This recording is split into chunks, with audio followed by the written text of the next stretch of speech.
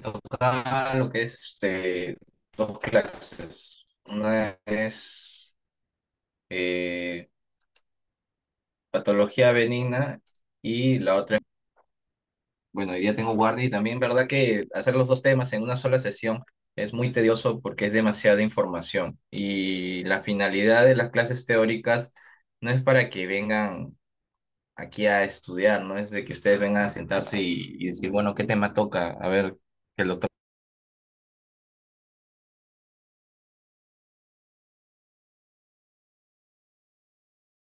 me sorprenda. No, en teoría deberían de ver que es fijar algunos conocimientos básicos. El problema con ustedes es que vienen a la teoría a hacer un sorpréndeme y esperan que la grabación, si es que la repasan en algún momento, poder volver a repasarlo. Bueno, la ventaja de la virtualidad es de que sí está la grabación. Pero igual, hacer patología benigna y maligna de colon en una sola sesión es demasiado, porque en patología benigna ya son 6 enfermedades y en patología maligna son 3. Y el cáncer siempre es un poco más complejo en ese sentido. Entonces, vamos a empezar. ¿Me confirman si se ven las diapositivas? Sí se ven las diapositivas, supongo, ¿no? Ya, perfecto, vamos. Vamos a empezar con lo que es patología benigna de colon. Aquí le he puesto de colon y recto, pero en realidad va a ser solo de colon, porque creo que tienen una sesión exclusivamente para recto y patología perianal. ¿Ok? Dentro de lo que es patología de colon, son 6 enfermedades que corresponden a esta sesión de cirugía general. Eh, para el examen de cirugía, obvio que te pueden tomar cualquier cosa de estas 6, ¿ok? Pero en general, lo que tienen que fijar sí o sí para lo que son exámenes tipo de nadie resentado, fijo, vienen preguntas de enfermedad diverticular y de válvulo de sigmoides. Las otras 4 esporádicamente de vez en cuando preguntan una que otra. ¿Ok? En la parte asistencial, obviamente en la parte asistencial deben de saber las 6, al menos para aprender a identificar algunas cosas. Estas enfermedades son enfermedad diverticular, colon, ya hemos visto que hay divertículos en todo el tracto digestivo, como esta clase de colon va a ser de colon. Pólvulo de sigmoides, que también es bastante preguntado y también ya bastante han visto lo que es pólvulo de sigmoides, ¿no? Lo que es grano de café, al menos lo tienen bien fijado. Síndrome de Gilby, que es algo nuevo de repente para ustedes. Megacolon tóxico, que también es nuevo para ustedes. Colitis ulcerativa, no debería ser nuevo para ustedes. Esto en realidad deberían de haberlo visto bien en gastroenterología. Vamos a hacer un pequeño recordaris de algunos puntos, ¿ok? Pero colitis ya lo deberían de saber. Y si no lo saben, es porque ya saben que ustedes pasan, dan el examen y votan todo lo que han estudiado. Y pólipos de colon, ¿ok? Empezamos entonces con enfermedad diverticular.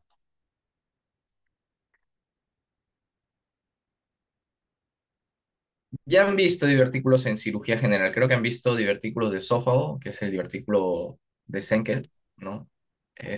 También hay otros divertículos a nivel de esófago, que no sé si los habrán tocado, eh, los, los laterales, los episofágicos, etcétera, pero de repente el que más preguntan siempre es en el de Senkel. Entonces ya tienen más o menos la definición de lo que es un divertículo. Un favor, también hago un paréntesis acá. Si alguien tiene alguna pregunta, prende el micro y pregunta, porque yo no puedo ver quién levanta la mano y quién. ¿Ok? Divertículos son bolsas o sacos abultados que se forman en la pared del tracto intestinal. Puede ser de cualquier parte, ¿ah? Hay divertículos faringios, esofágicos, gástricos, de vía biliar. Hay divertículos de duodeno, intestino delgado, que es el de Meckel, por ejemplo,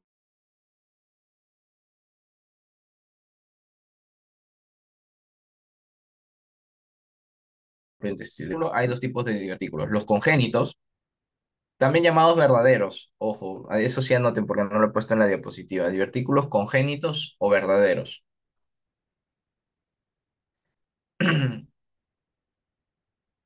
Que tienen como característica que tienen las 4 paredes de, del tracto intestinal, que son básicamente mucosa submucosa, muscular y serosa. Tienen las 4, todas las capas, ¿ok? Histológicas. Como su mismo nombre lo dice, congénitos son de nacimiento. Y el mejor ejemplo es el divertículo de Meckel, que es un divertículo verdadero. ¿ok? Son raros también.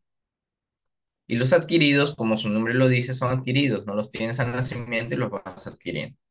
También llamados, si los otros eran verdaderos, estos también se llaman divertículos falsos o pseudodivertículos. Pseudo falso, divertículos, no, divertículos falsos. Son aniaciones. Y si el anterior tenía las cuatro capas, pues este no tiene las cuatro capas. Usualmente la que tienen ausente es la muscular. Esto ya lo habíamos comentado. Hay divertículos en todo el tracto intestinal, pero el día de hoy, patología de colon, nos vamos a dedicar a los divertículos de colon. ¿Ok? Los divertículos del colon, en su mayoría de casos, casi todos, son adquiridos, son pseudodivertículos, es decir, no los tienes al nacimiento y conforme va avanzando la edad, los vas adquiriendo. La diverticulosis es la presencia de divertículos. La presencia de divertículos es diverticulosis. No están inflamados, simplemente tienes esas bolsitas y nada más, no causan síntomas ni nada. El término que se usa para eso es diverticulosis, ¿ok? Diverticulosis. ¿Por qué se forman los divertículos?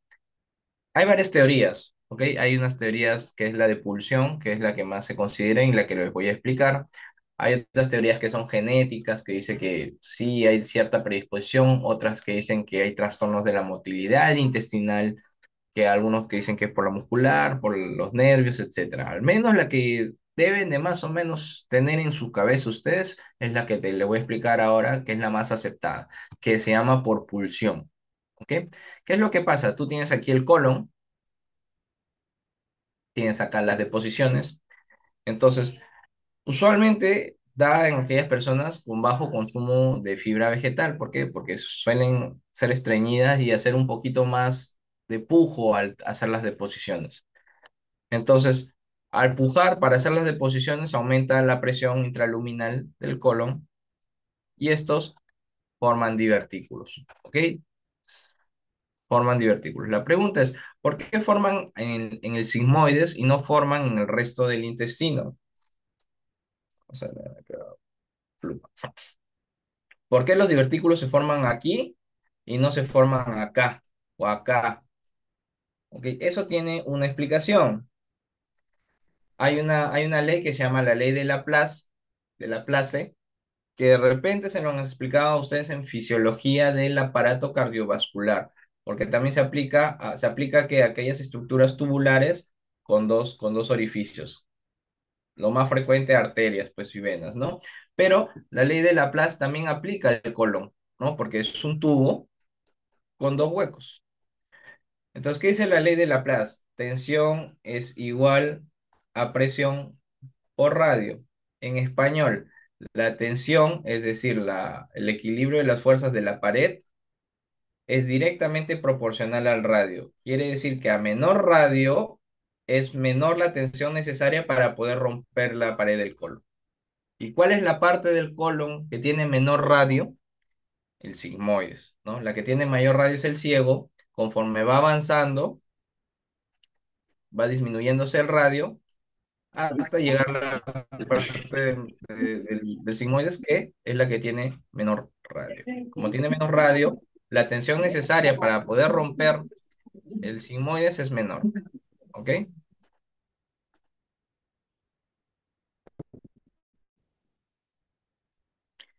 Por eso se forman los divertículos a nivel de sigmoides. Entonces, ya quedamos que lo más frecuente de divertículos es a nivel de sigmoides y esto es usual en mayores de 60 años. Acuérdense de esto, ¿ok? Porque si les toman un caso clínico de diverticulitis, no es diverticulosis, ¿ah? Diverticulosis es simplemente tener divertículos. Si estos divertículos se inflaman, forman diverticulitis. La diverticulitis da dolor en cuadrante inferior izquierdo. ¿Por qué? Porque los divertículos, ¿dónde están? En sigmoides. Y si les ponen un caso clínico, usualmente es varón mayor de 50 años, ¿ok? Mayor de 50 años. Es raro, aunque en los últimos años esto ha ido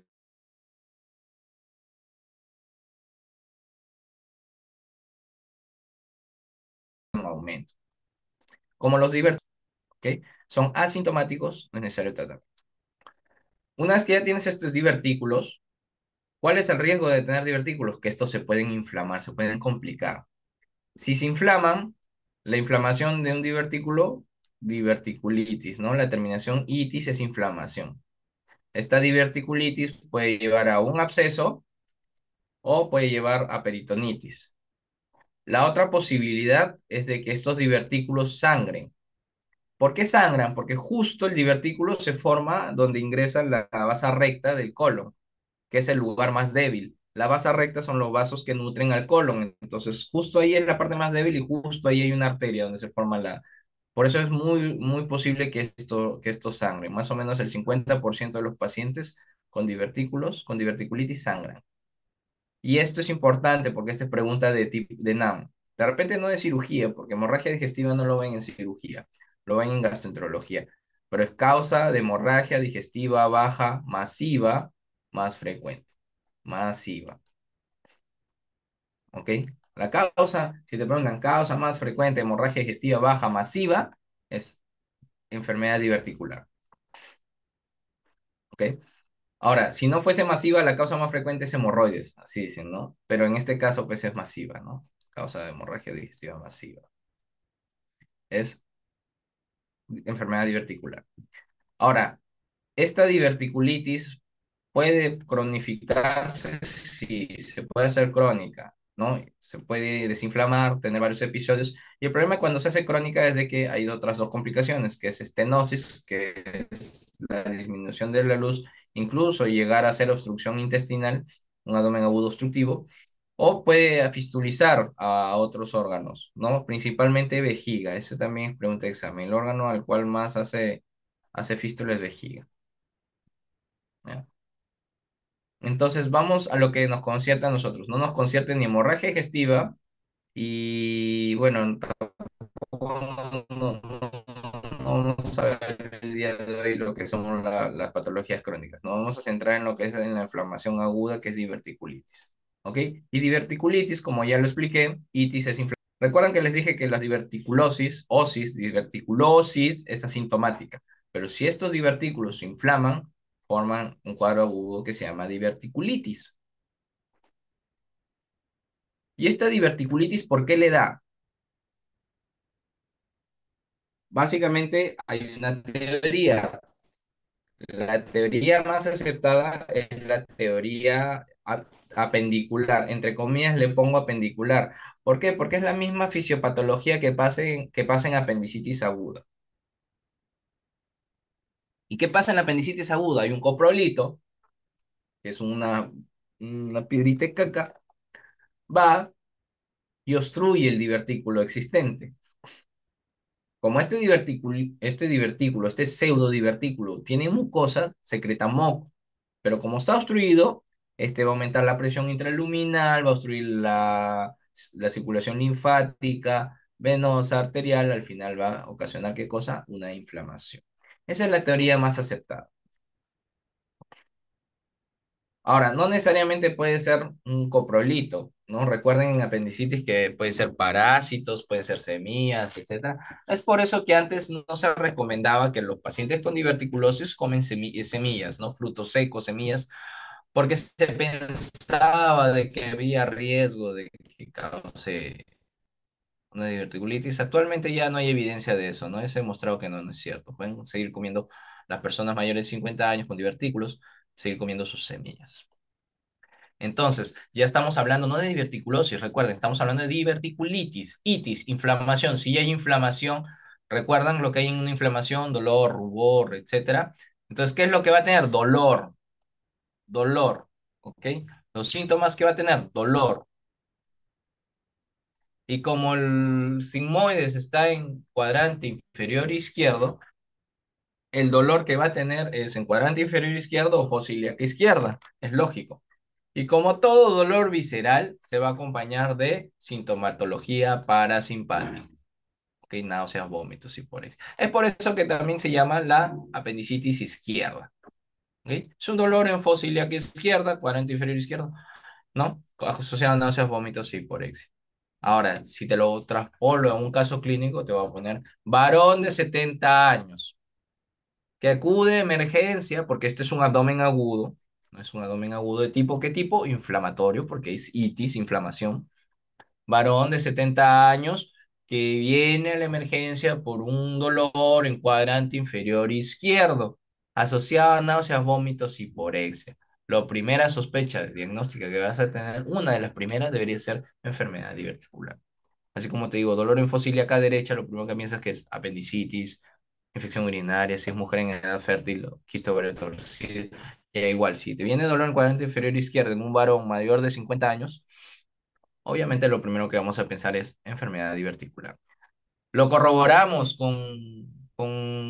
perdón, otro de los síntomas que puede haber son cambios de ritmo evacuatorio. Como hay inflamación, hay bastante secreción de líquido y no hay absorción de líquido, entonces puede haber diarrea, usualmente es diarrea. Ya puede haber, si le ponen puede haber, sí, siempre puede. Las alternativas cuando él puede siempre es muy probable que sea cierto. Perfecto, ya le hice la anamnesis a mi paciente. Tiene unos 3 días, 4 días con dolor en cuadrante inferior izquierdo, náuseas, vómitos. Corroboro con mi examen físico. Y obviamente, ¿qué voy a tener? Dolor a la palpación. ¿En dónde? En cuadrante inferior izquierdo. ¿Puede haber rebote? Sí, es frecuente que haya rebote. ¿Ok? Porque es un abdomen de tipo inflamatorio. ¿Ok? Puede haber rebote. Incluso a veces está tan engrosado el colon y tan inflamado o hay un absceso que se puede palpar masa. Masa, a veces. No, no siempre, pero a veces sí. Usualmente lo que sí debe haber usualmente es dolor en cuadrante inferior izquierdo con rebote, porque es inflamatorio, es un abdomen de tipo inflamatorio. Y si es inflamatorio, en el laboratorio, ¿qué vas a tener? Aumento de los marcadores de inflamación aguda dentro del hemograma, vas a tener leucocitosis. Si pides PCR, también va a estar aumentado. Si pides examen de orina, ¿puede estar alterado? Sí, siempre puede.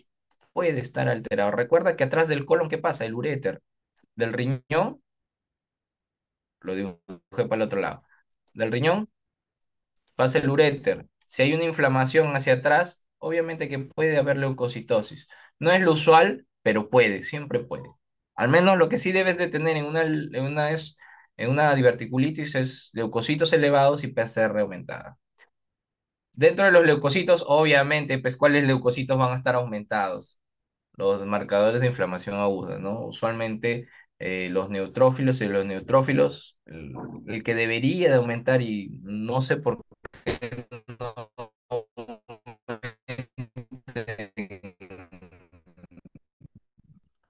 los hemogramas del hospital o de la clínica son los abastonados, Doctor, disculpe, se ¿ok? le escuchó Entonces entrecortado. ya tienes un paciente que tiene de 70 años que viene con 3 días de dolor abdominal. ¿Ah? Toda la exposición. Ahorita recién y cuando habló sobre los Solo neutrófilos. una Aló, parte, doctor. recién ahorita, ¿cierto? Sí, ¿Mm? respeto. Por ratito. Sí, la parte Ya, donde dijo perfecto. que el que debería aumentar, eso sí no lo escuchamos. ¿Qué debería aumentar? Pues ya dime. ¿Qué hablaste? ¿Qué debería aumentar? Los leucocitos, pero Neutrófilos y ¿cuáles? bastonados. ¿Ah? Ajá. Neutrófilos y bastonados. Los neutrófilos y abastonados, no, los abastonados son neutrófilos, por si acaso. ¿Ya? Está bien, pero si se acuerdan del hemograma, no se acuerdan del hemograma. Si no se acuerdan, dígame de una vez para hacer un paréntesis de 5 minutos a lo mucho. No se acuerdan, ¿no? Glóbulos blancos se dividen en dos estirpes, la linfoide y la mieloide. Eso no lo dije la vez pasada que hicimos apendicitis. Yo tengo un déjà vu, ¿cómo es? ¿Los linfoides cuáles son?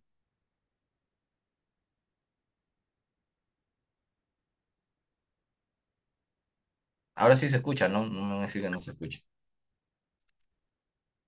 Los linfocitos y los monocitos.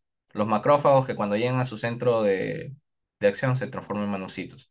En la célula mieloide están los neutrófilos, los eosinófilos y los basófilos. Que los basófilos y eosinófilos aumentan en reacciones de hipersensibilidad tipo 1, reacciones alérgicas y en parásitos. Por eso en quiste y datídico lo que se eleva son eosinófilos, fasciole hepática, eosinófilos, toxoplasma, eosinófilos, los parásitos dan eosinofilia. Y los neutrófilos tienen dos tipos de neutrófilos, los maduros, que son los segmentados, y los inmaduros, que son los abastonados o callados, ¿no? En inflamación usualmente se elevan los neutrófilos y de los neutrófilos los abastonados. Y la inflamación más frecuente son las infecciones, ¿ok? Por eso cuando tú me dices hay un momento de neutrófilos y abastonados, no, pues no es que son dos cosas diferentes, sino que los abastonados pertenecen al grupo de los neutrófilos, ¿ok?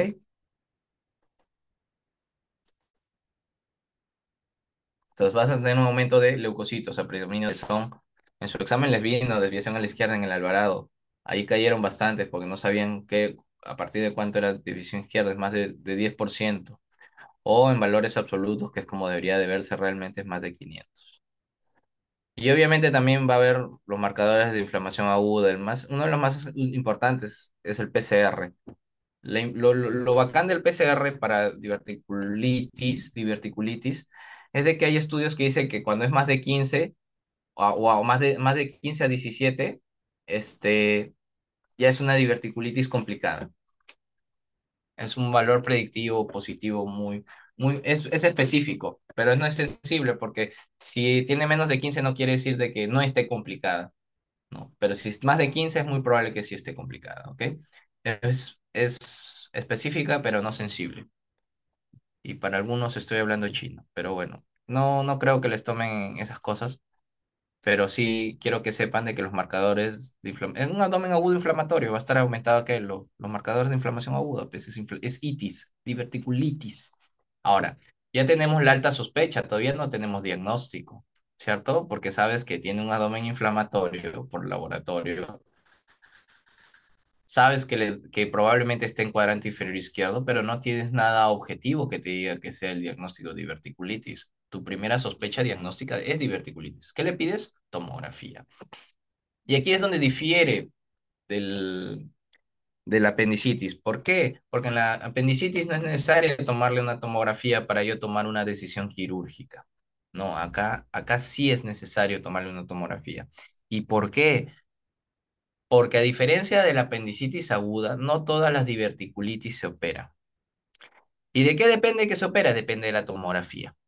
Entonces, la tomografía no solo nos va a dar el diagnóstico,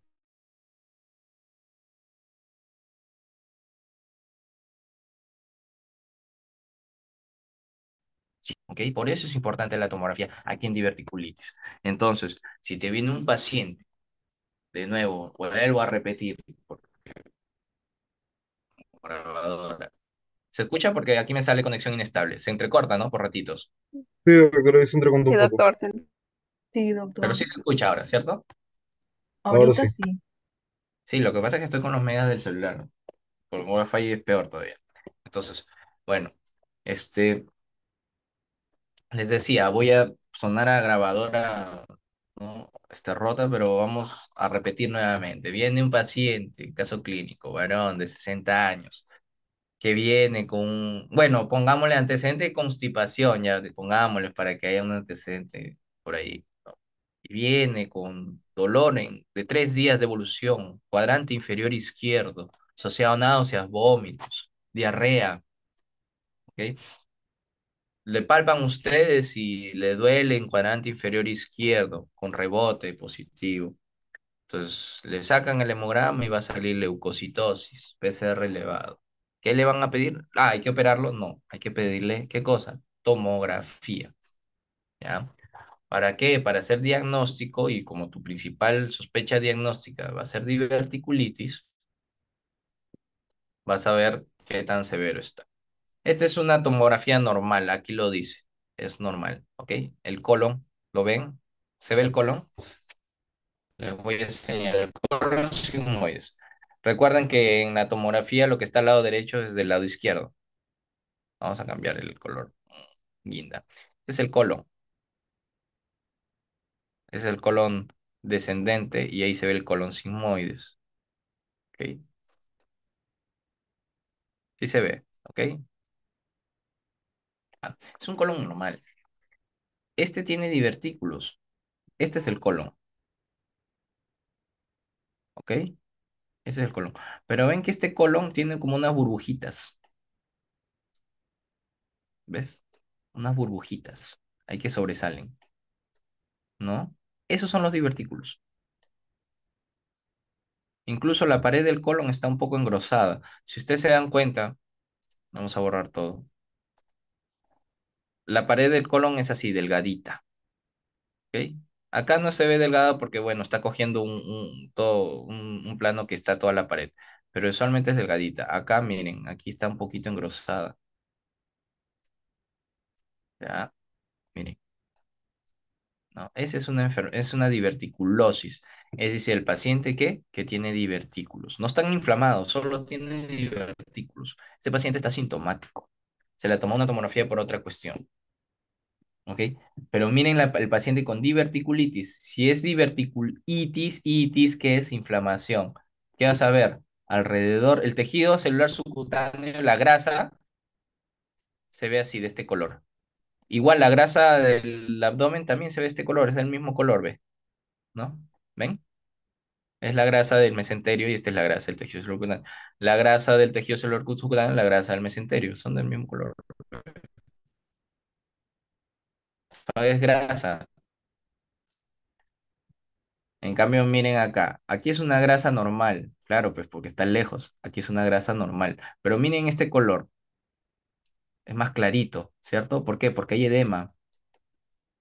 Y este edema hace que se blanquee, ¿no? Esto me indica de que en esta región hay una inflamación. En esta región hay una inflamación. ¿Ven? Es más blanquito, ¿no? Sí se ve bien, ¿no? Porque a veces se pixelea cuando hacen en línea. ¿Se ve bien la imagen? ¿No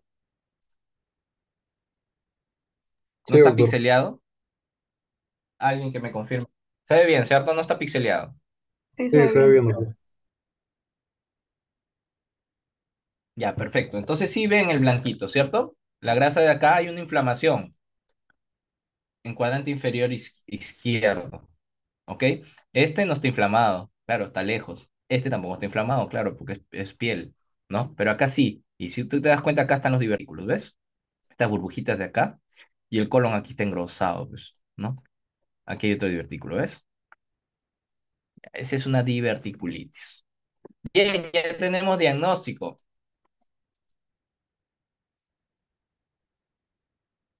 Perdón, se cortó. ¿Se escucha? Hola, ¿se cortó? Sí, lo que pasa es que me llamaron. Bueno, ya tienes diagnóstico, les decía. Ya tienen diagnóstico. El diagnóstico es una diverticulitis, ya lo vi por tomografía.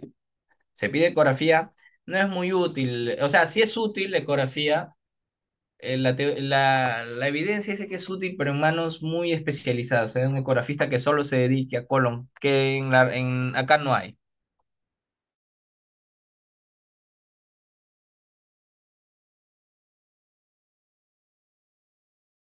Entonces, no es el examen a solicitar. Rebote, pídele tomografía. Lo más probable es que sea una diverticulitis. ¿Ok? Tienes diagnóstico. Una vez que tenemos el diagnóstico, ¿por qué les dije que hay que tomarle tomografía a diferencia de la apendicitis? Porque no solo hay que hacer diagnóstico, sino que hay que clasificarlo. Y aquí sí es importante clasificarlo, porque a diferencia de la apendicitis, no todas las diverticulitis se operan. ¿Ok? No todas. Hay tratamiento médico, toda apendicitis diagnosticada se opera. ¿Ok? Y acá hay varias clasificaciones que van a encontrar. ¿Ok? La más difundida es la de Hinchey modificado, no le puse el nombre acá, pues se escribe así. Y estas sí se las toman y se las van a seguir tomando. ¿Ok? Se las van a seguir tomando en ¿cómo se llama? En los ENAM, residentado y peor en el examen de cirugía. ¿Por qué? Porque sin esto tú no puedes dar tratamiento. Si tú no lo clasificas, no puedes saber tratamiento. Peor todavía, que te pongan un caso clínico, que no te digan el hinche y te pregunten el tratamiento. Es doble tarea para ustedes ver hacer el diagnóstico, la clasificación y encima pensar en el tratamiento. Esa sería una pregunta compleja. Ya no está, ¿no? Sí está, ya bueno, ya le estoy dando malas ideas para preguntas. Sí está el coordinador. Está el coordinador, sí, ya saben, les van a tomar eso. Es más, ahorita les digo que de frente les van a poner un caso clínico y le van a preguntar tratamiento. ¿Por qué? Porque van a tener que doble chamba. Con el caso clínico van a tener que hacer clasificación y van a tener que ver el tratamiento. ¿Ya? Ojo, guerra avisada no mata gente y si los mata por idiotas. ¿Ok? Les va a venir esto. ¿Y qué dice la clasificación de Hinchey modificada? Voy a borrar Hinchey para que lo puedan anotar. Acuérdense, no lo he puesto en las diapositivas. ¿Ah? Las diapositivas se las doy, pero no está escrito Hinchey. Hinchey modificada. Diverticulitis 1A, inflamación limitada pericólica sin absceso, o sea, inflamación alrededor del divertículo, este es el divertículo, hay una inflamación alrededor, pero no hay absceso. La 1B también está limitada acá, pero ya hay absceso, que quiere decir que alrededor del divertículo inflamado va a haber qué cosa, pus encapsulada, ¿ok? Pus encapsulada, perdón, ¿ok?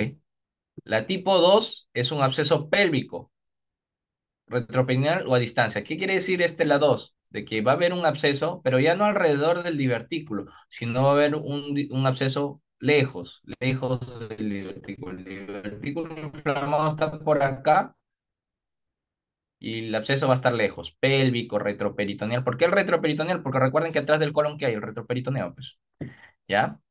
El retroperitoneo. El tipo 3 y tipo 4 es fácil, porque el 3 es peritonitis purulenta y el tipo 4 es peritonitis fecaloide.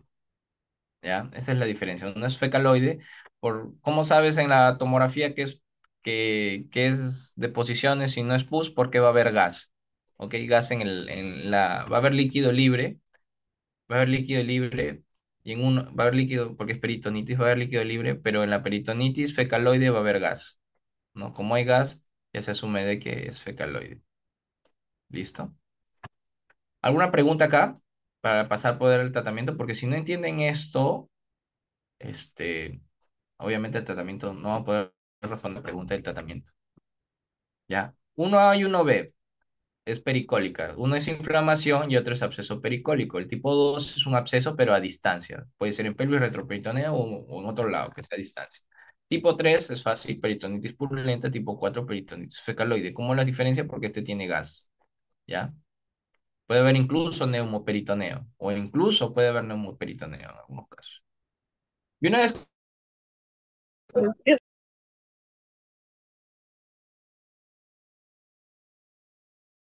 que tiene hospitalario. Ya, repito, lo último, ¿no? De tratamiento.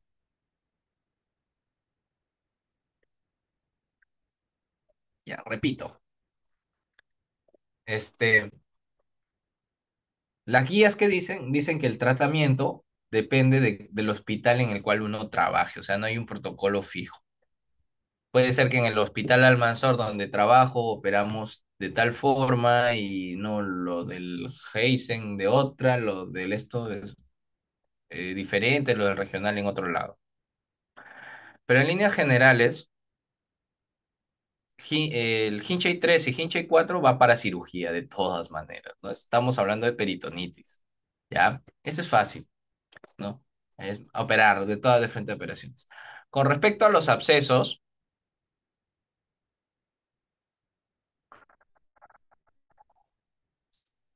la fuente que yo he escuchado es más de 2 centímetros, pero en realidad en el hospital en el cual trabajo, los que drenan son más de 5 centímetros. Más de 5 centímetros de drenaje del absceso. Todo absceso diagnosticado es absceso drenado, de 5 centímetros para arriba. ¿Cuál es la forma más, de primera línea para drenar un absceso? Es por drenaje percutáneo, pues, ¿no? Drenaje percutáneo, por guía ecográfica. Si no se puede por guía ecográfica, por la paroscópica, y si no se puede por la paroscópica, a cirugía abierta. ¿Ok? Y cuando son abscesos menos de 5 centímetros o una inflamación pericólica, el manejo es médico, solo medicinas. ¿ok? Vamos a ver de qué trata cada una de estas, pero más o menos ya saben. 3 y 4 de frente, cirugía. Si hay abscesos más de 5 centímetros, drenaje. Si es menos de 5 o inflamación pericólica, tratamiento médico. ¿Ya? ¿Y en qué consiste el tratamiento médico, la guía ecográfica y la cirugía? Bueno, ahorita les digo. Tratamiento médico. Se supone que si es una infección, ¿no? Una inflamación por gérmenes, porque es diverticulitis, hay que darle analgésicos, reposo gástrico y antibióticos. La pregunta es, ¿qué antibióticos? Y eso lo han visto todo el ciclo, el bendito ciclo se los han dicho. Depende de la flora del lugar. Y la flora del colon es ¿qué cosa? Gram negativos y anaerobios. Dentro de los gram negativos, Escherichia coli. Entre los anaerobios, Bacteroides fragilis. ¿Qué puedes usar para E. coli? Un montón de medicamentos. Ciprofloxacino, puedes usar ceftriaxona, puedes usar aminogócidos, qué sé yo. Y para anaerobios, metronidazol, clindamicina, que son usualmente los más usados de primera línea. ¿Ya? Aparte de la cobertura antibiótica, gran negativos anaerobios, fluidoterapia, que usualmente hay pacientes que están deshidratados, analgésicos, hay que darle, y reposo digestivo. Con respecto al drenaje del absceso percutáneo, miren, aquí está una tomografía bonita, aquí está el absceso, vamos a ponerlo de verdecito para que puedan verlo bien bonito. ¿Ven? Este es un absceso y tiene gas. ¿Por qué? Porque tiene anaerobios, pero los anaerobios ¿qué hacen? Gas. ¿Ok? Ese es el absceso. Es un absceso y este es el colon sigmoides. Tienes acá un pélvico a nivel del lado izquierdo, al costado del sigmoides. Probablemente en las otras, este es un divertículo chiquito. En las otras tomas se puede ver la causa de diverticulitis, ¿no? ¿Qué consiste en drenaje absceso percutáneo? Ya lo han visto. Ecografía y por guía ecográfica lo punzas, ¿no? Lo punzas. Creo que les puse este video de... Este es un drenaje de absceso hepático. No he conseguido el video de un absceso pélvico. Debería de consultarle a los amigos radiólogos a ver si me pueden obsequiar uno. Pero este es un absceso, este es el absceso. Este es el absceso. Y acá ven este cordoncito que se mete por ahí. Ya, ese es el drenaje, ¿no? Es básicamente ubicar el absceso por ecografía y por guía ecográfica. Ven, miren, desde la piel, les va a pasar acá la aguja. Hasta acá, ¿no? El tubito. Esa aguja es un tubito. Vamos a ponerlo de nuevo. Ven el absceso. Y de la piel va a salir el tuitos. Ahorita, aquí está, ya se insinúa un poquito. Ve, ahí se insinúa. Llegó el absceso, lo drena y se acabó el problema. ¿Ok?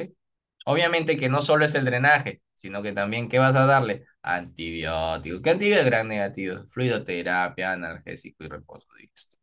¿Ok? Y la cirugía, que lo reservamos para Hinchey 3 o Hinchey 4. La cirugía que se hace es la cirugía de Harman, que no lo hemos visto. Esta cirugía también es preguntada en los exámenes de NAM y los de residentado. ¿En qué consiste una cirugía de Harman? Incluso, incluso, creo que lo han preguntado en exámenes pasados de cirugía. Ya les da tiempo.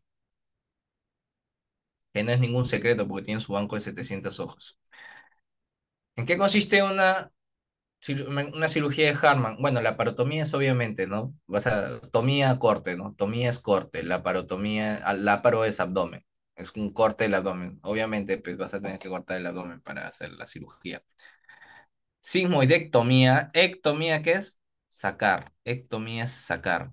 Apendicectomía, sacar el apéndice. Colecistectomía, sacar la vesícula. Sigmoidectomía, ¿qué cosa es? Sacarle el sigmoides. Colostomía, ostos es boca, colostomía es una boca de, ¿cómo se llama? Un ostoma, una boca de colon, por eso es colostomía, lavado de drenaje. En eso consiste la anastomosis, operación de Harman. Pero la otra opción es de que no le hagas colostomía. La otra opción es de que hagas la anastomosis. Pero la operación de Harman, ¿cuál es? Es esta. Acá estaba el sigmoide. Espérate, vamos a ponerle otro color para que entiendan con manzanitas. Vamos a ponerle marrón porque es color. Aquí estaba el sigmoides, ¿ok? Aquí está el sigmoides. Esperamos que se estabilice un poco la señal. ¿Se escucha? ¿Ahora sí? Hola, hola. ¿Se escucha? Sí, Ya, perfecto. Ahí estaba el colon sigmoides. Obviamente que todo esto está cerrado. ¿Qué es lo que hago? Primero una laparotomía, pues tengo que abrir el abdomen, ¿no? Palo. Vamos a borrar la laparotomía. Entonces, ¿qué más seguía? Sigmoidectomía. ¿Qué es ectomía? ¿Qué es? Sacar, ¿cierto? Sigmoidectomía, sacar el sigmoides. Lo reseco, ya no tiene sigmoides. Pero acá hay un hueco, y acá hay otro hueco. Con el hueco del recto, lo cierro. Sigmoidectomía más cierre del muñón distal. Cierre del muñón distal.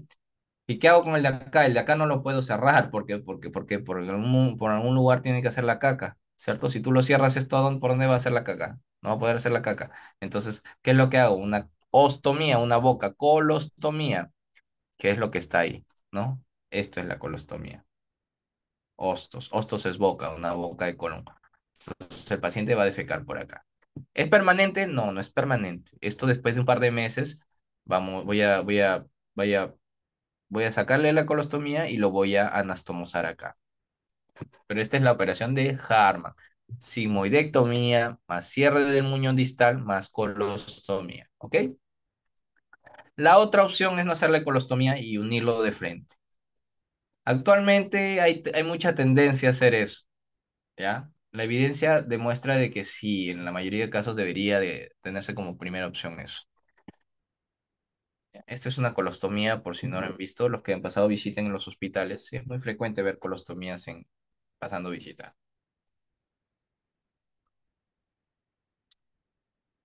Esto es momentáneo, en un par de meses lo voy a volver a restituir, ¿ya? Acá está bonita, pues, la paciente con cinturita, todo chévere. En el hospital, pues, semejante, hay un cortezote así, ¿no? Un anciano, porque recuerden que es un anciano, una persona mayor, ¿no? Las colostomías son bonitas, para foto. Listo, y ese es diverticulitis. Entonces, ya se acuerdan, mayor de 50 años que viene de emergencia con dolor en cuadrante inferior izquierdo, rebote positivo, dolor en cuadrante inferior izquierdo, leucocitosis, PCR elevado, que le piden tomografía. Y en la tomografía, ¿para qué? Para hacer diagnóstico y para hacer clasificación. De la clasificación que le van a preguntar, Hinchey. Hinchey 1, 2, 3, 1A, 1B, 2, 3 y 4. ¿Ok? Hinchey 3, 4, que son peritonitis purulenta o fecaloide, cirugía. ¿Qué cirugía? Puede ser Harman o puede ser sigmoidectomía con anastomosis primaria. Si no hay absceso, si el absceso es menos de 5 centímetros o no tiene absceso, tratamiento médico, antibiótico, fluidoterapia y reposo gástrico. Y si hay un absceso más de 5 centímetros, en algunos dicen más de 10, otros dicen más de 2. En mi hospital es más de 5. Yo supongo que en el examen le debe poner más de 5. Es drenaje. La primera opción de drenaje, y esto creo que lo he visto en una pregunta, ¿no? De este examen que han dado. Creo que les ponen drenaje percutáneo, laparoscópico y cirugía abierta en una pregunta. Primero se hace percutáneo, es lo menos cruento, pues, ¿no? ¿Ya? Y está diverticulitis. ¿Alguna pregunta hasta ahí?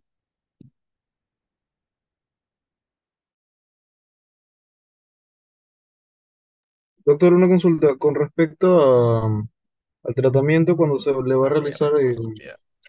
la operación de Harman o bueno, la sismoidectomía, ¿esa elección o, bueno, obviamente pasa después, primero si es que no es el drenaje, Lo que pasa es lo el siguiente. tratamiento? ¿De qué depende de que si yo lo coso de frente o le hago una operación de Harman? Que usualmente son pacientes mayores de edad. Recuerda que para que una anastomosis pegue es igualito, el proceso de cicatrización es el mismo. Hay un periodo de inflamación, un periodo de proliferación de colágeno y hay un proceso de remodelación. Tal cual como cicatrizan en la piel. Es el mismo proceso de cicatrización en el intestino. Entonces, ¿qué necesitas para que una anastomosis pegue bien o para que cicatrices en general, ¿no? Se necesitan dos cosas. Una, proteínas. Y segundo, oxígeno. Tienes que tener buena hemoglobina y estar el paciente bien oxigenado. Usualmente los pacientes que vienen al hospital son ancianitos, que no tienen un buen valor de proteína, encima vienen sépticos, vienen con una peritonitis, alto grado de contaminación. Voy a esperar a que se estabilice la señal. Repito, los pacientes que vienen al hospital son personas mayores que tienen varios días de enfermedad con peritonitis, están en mal estado general algunos, entonces realmente practicar una anastomosis en esos pacientes se puede hacer, sí, pero si esa anastomosis te falla, te va a volver a hacer una peritonitis y volver a ingresar con un paciente en mal estado a otra intervención, el pronóstico no sé qué tan bueno será, debe ser malo, ¿ok? En cambio, si tú le haces una colostomía de frente, pues ya te aseguras pues, de que ahí no se va a abrir nada, pues. En cambio, si me ven un paciente no tan mayor, con buena reserva funcional, 60 años, tiene su peritonitis, sí, pero está bien, los tejidos está bien, no hay mucho tejido inflamatorio, yo veo que los tejidos sí me van a aguantar una estomosis, lo decido. Eso depende mucho del cirujano y de su experiencia, ¿ok? Y del control posoperatorio que le vaya a dar, ¿ya? Pero usualmente si es un paciente que está séptico, con shock séptico, hipovolémico, etcétera, sí, la respuesta te dice Harman, Harman, ¿ya? Sí, ya las preguntas de caso clínico de ese tipo son muy evidentes ya de que el paciente está en mal estado, ¿ya? Sí se entiende, ¿no? Sí, ¿Respondió doctor. la pregunta o vuelvo a explicar?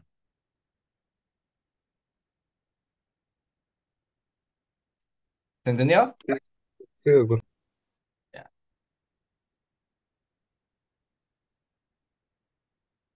Continuamos entonces. Recuerden, dentro uno de los más preguntados es diverticulitis, ¿ah? Y hinche y tratamiento. Vólvulo de colon. Ok, vólvulo. Si ustedes se acuerdan, su clase de obstrucción, no, la clase de abdomen agudo, creo que les dije. Abdomen agudo, las causas de obstrucción intestinal también tienen una clase de obstrucción también, ¿no? Están en las obstrucciones de intestino delgado y de colon. Del intestino delgado, las más frecuentes, vías adherencias, segundo lugar, hernias y tumores en tercer lugar. En colon, la situación cambia. Si preguntan, ustedes leen una literatura americana, les va a poner los tumores como primera causa, ¿ok? Pero en el Perú la primera causa de obstrucción por colon es vólvulo de sigmoides. En segundo lugar quedan los cánceres, ¿ya? Sobre todo en la población andina. ¿Qué es un vólvulo? Un vólvulo es la rotación de un segmento intestinal sobre sí mismo. Básicamente se gira sobre sí mismo, como está en la imagen. Eso es un vólvulo. Puede ser vólvulo de cualquier sitio igual. ¿Ok? Un vólvulo es gira el intestino sobre sí mismo. ¿Ok? Sobre su mesenterio. Y obviamente esto pues que va a producir una obstrucción. ¿Ya? ¿Puede ser vólvulos de cualquier parte del intestino? Sí. Usualmente la más frecuente que van a ver es vólvulo de sigmoides, pero el ciego también se puede volvular. El colon transverso también se puede volvular. El intestino delgado, en aquellos casos, no es usual que se rote el intestino delgado. ¿Por qué? Porque está fijo a la raíz del mesenterio. Es una parte fija. Pero hay casos en los cuales hay una enfermedad que es congénita, que es una malrotación intestinal, que es una variación anatómica, en el cual sí es muy predisponente a que se pueda volver. Vólvulo de estómago no es frecuente en humanos. De repente, si ustedes tienen perros, sobre todo los perros de raza grande, sí, en algunos perros de raza grande, sobre todo, se puede volver. En los humanos es raro que se volvule. ¿Por qué? Porque usualmente está fijo por el epíplo menor y el epíplo mayor, pero sí, de que se puede volver, sí, se puede, siempre se puede. ¿Ok? Pero como vamos a hablar de colon, pues nos vamos a dedicar a esto, al glóbulo de ciego y el de sigmoides, que es el más frecuente. Básicamente el de sigmoides, porque es el más frecuente, el más preguntado. Pero eso no quiere decir que no les vayan a preguntar de ciego, ¿ya? De sigmoides. Si está volvulado esto, obviamente, pues, que es un abdomen, ¿de qué tipo? va a ser obstructivo en primera instancia. Pero lo interesante de este bulbo sigmoide es de que al principio es obstructivo. Pero si esto persiste, está girado sobre su eje. Y por acá también está el meso, por aquí pasan las arterias que deberían nutrir. Y como esto está girado, si esto persiste, se convierte en un oclusivo vascular, ¿cierto? Entonces, si no tiene irrigación sanguínea, se empieza a necrosar todo esto. Y si se necrosa y se sigue necrosando, se puede perforar. Entonces, puede evolucionar hasta un tipo perforativo. ¿Ok? Empieza como obstructivo, prosigue como oclusivo vascular y se va a un perforativo. Burbucimoides, ya les dije que es el más frecuente. Hay varios factores de riesgo. El dólico sigma, que quiere decir un sigmoides grande, un megacolon. Usualmente, por eso da en el Perú es la primera causa, por el tipo de dieta, sobre todo el tipo de dieta andina, que es lo que dicen, ¿no?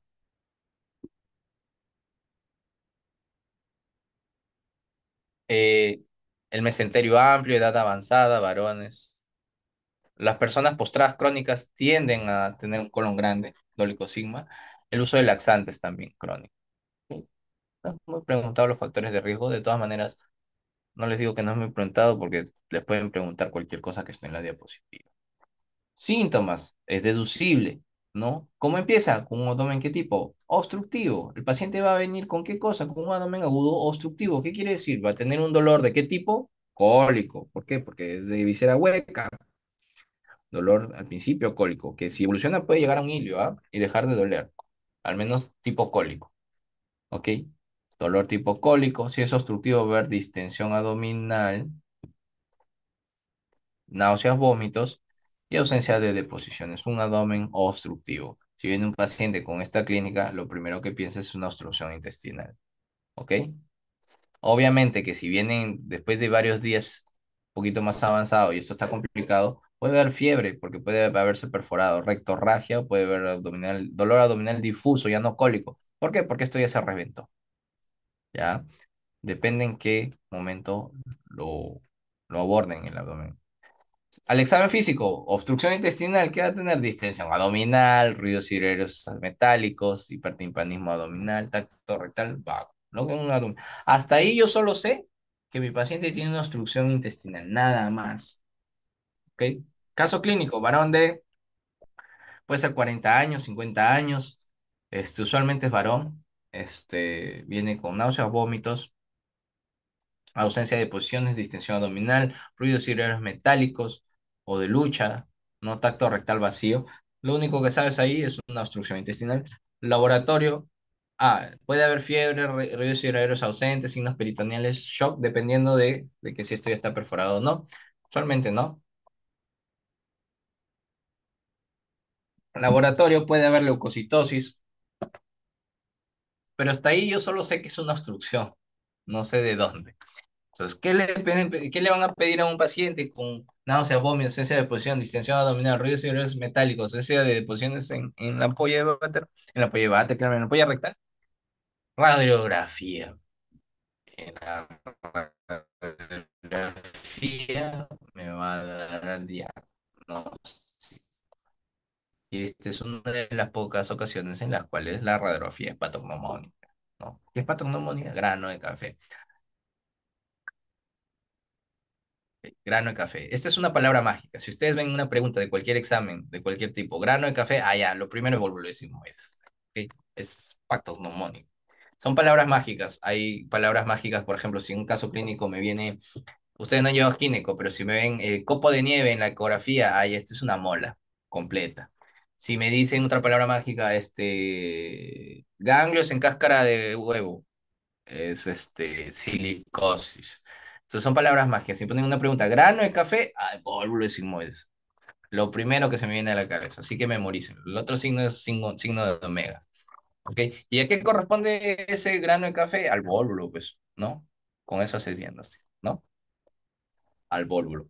Estas son imágenes en grano de café. No todas son muy. No siempre van a encontrar un grano de café perfecto como ¿cómo se llama? Como el de Alto Mayo, ¿no? No, pues. Pero acá, por ejemplo, en la tercera imagen sí se ve bonito el grano de café. Este es un grano y ahí está su granito de café. Bonito ese café. El café para Starbucks, ¿no? Se ve el grano de café. Obviamente, recuerdan que les dije que hay una obstrucción a este nivel, por lo tanto, todo en retrógrado también. Lo bonito de esta radiografía es de que te muestra la obstrucción proximal. Pues ustedes dan cuenta, atrás de ese grano de café, atrás de este grano de café, se ve la distensión del colon. Miren, ahorita lo dibujo.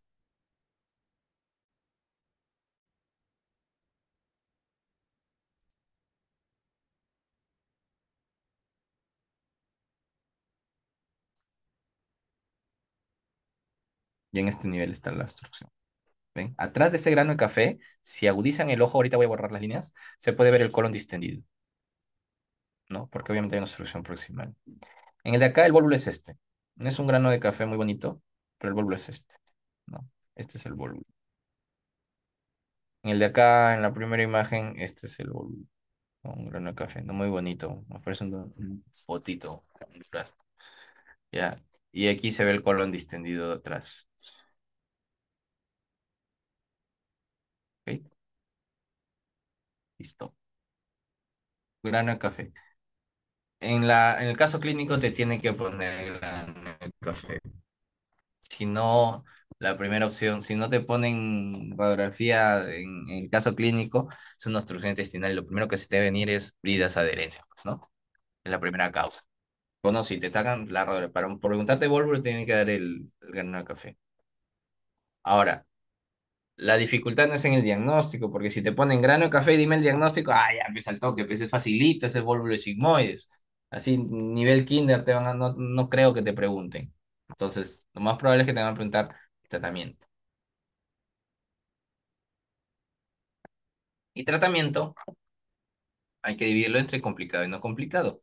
¿Cuándo es no complicado? Cuando no es complicado. ¿Y cuándo es complicado? Por ejemplo, si presenta fiebre y leucocitosis, no, eso ya debe estar complicado. Ya hay cierto grado de isquemia, inflamación o perforación para que haya fiebre y leucocitosis. Si hay signos peritoneales de hasta complicado, puede estar perforado. Si hay neumoperitoneo, eso ya está perforado, ya es objetivo. Mal estado general, shock, obviamente está complicado. Si no tiene nada de esto, leucocitos normales, solo está el cuadro obstructivo, nada más. Entonces, la primera opción, ¿qué cosa es? Llamar al gastroenterólogo, ¿ok? Acuérdense, porque esto sí les van a preguntar. Cuando es no complicado, llámete al gastro. ¿Para qué? Para que le haga una devolvulación, ¿no? Una devolvulación por colonoscopia. Se puede meter el colonoscopio por abajo y lo devolvulas. Y después hay que ponerle una sonda rectal. ¿Por qué hay que ponerle una sonda rectal? Porque si tú no le pones una sonda rectal, ustedes han visto una sonda rectal, es rígida, ¿ya? Es rígida. Entonces le pones eso para que no se vuelva a volvular.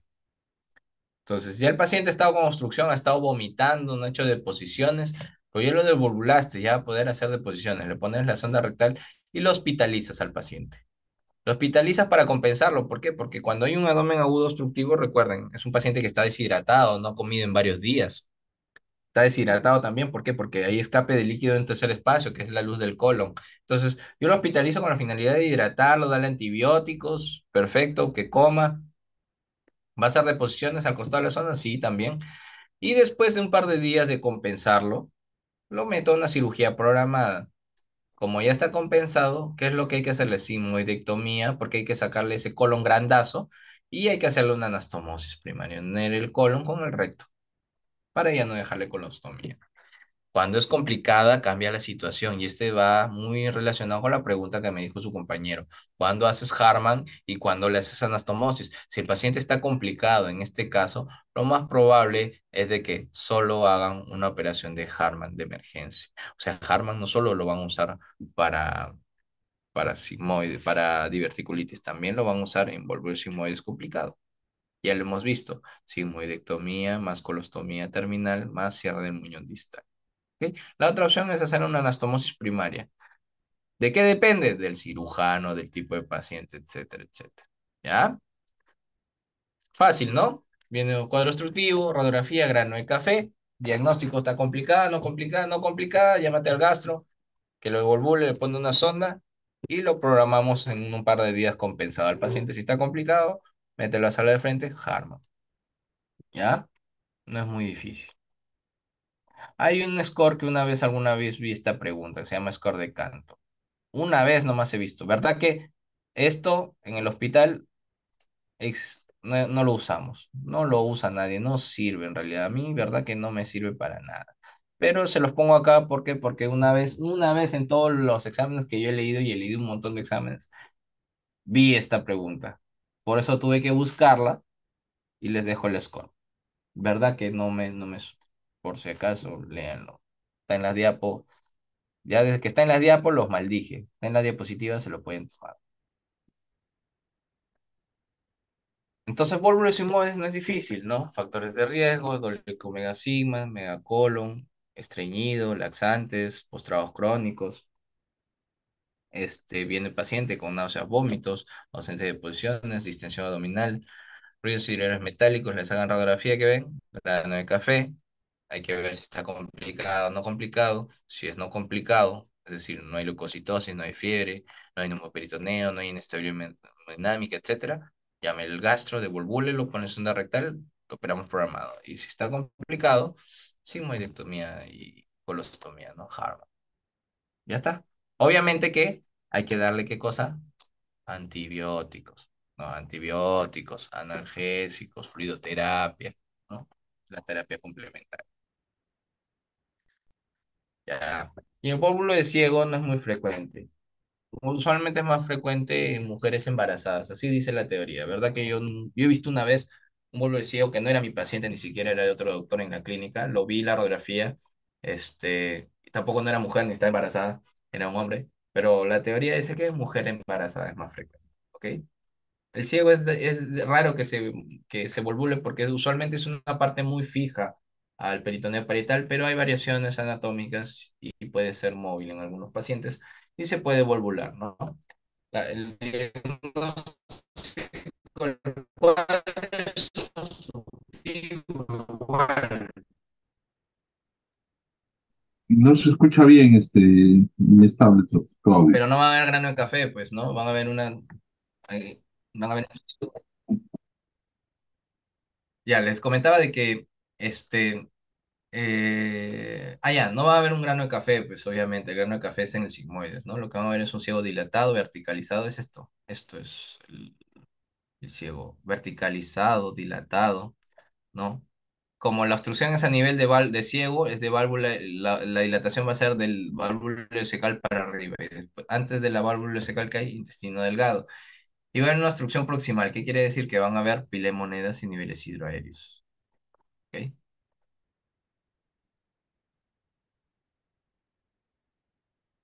En este caso sí no van a llamar al gastroenterólogo, acá sí tienen que traer el cirujano, hacer una colectomía derecha y anastomosis primaria, ¿no? Una anastomosis iliotransversa, que es ilio de ilion y transversa de colon transverso. Más o menos es así. Si tú tienes tu colon todo chanfles. Ok, es el colon y acá está el intestino delgado y el vólvulo está acá. Lo que hago es, obviamente, no tengo borrador acá. Bueno, le sacas todo el colon derecho. ¿Y cómo te va a quedar? Acá te va a quedar un hueco y acá te va a quedar otro hueco. Lo que haces es unir este con esto, ¿no? Una anastomosis ilio, que este es ilio transversa, porque este es colon transverso. Ilio transverso. Ya. Y hasta acá está pólvulo. ¿Se entendió?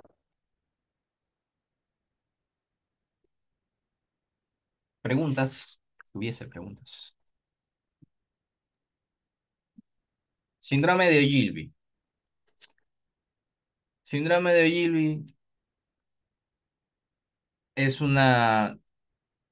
también llamada una pseudo obstrucción intestinal. Pseudo es falsa obstrucción, una falsa obstrucción. Es un paciente, para resumir, que viene con sintomatología obstructiva. Al examen parece una obstrucción, le sacas radiografía, parece una obstrucción, pero no es una obstrucción mecánica. ¿Ok? El paciente va a venir con náuseas, vómitos, ausencia de posiciones y distensión abdominal. Van a decir, esta es una obstrucción intestinal. Algunos van a tener ruidos hidroaéreos metálicos, algunos no tienen ruidos hidroaéreos. O sea, en radiografía también va a estar dilatado todo, pero no es una obstrucción mecánica. Entonces, ¿cómo identifican estos pacientes? Es una dilatación, acá la teoría dice, es una dilatación aguda y progresiva de colon en ausencia de una obstrucción. En resumen, es una pseudoobstrucción, síntomas y aspecto radiográfico de obstrucción sin evidencia de obstrucción. ¿Cómo los van a identificar? Porque usualmente estos pacientes tienen estas características. Son ancianos, usualmente varones, son ancianos y tienen otras condiciones médicas. ¿Qué condiciones médicas? Es un paciente que está hospitalizado por una sepsis severa, por otra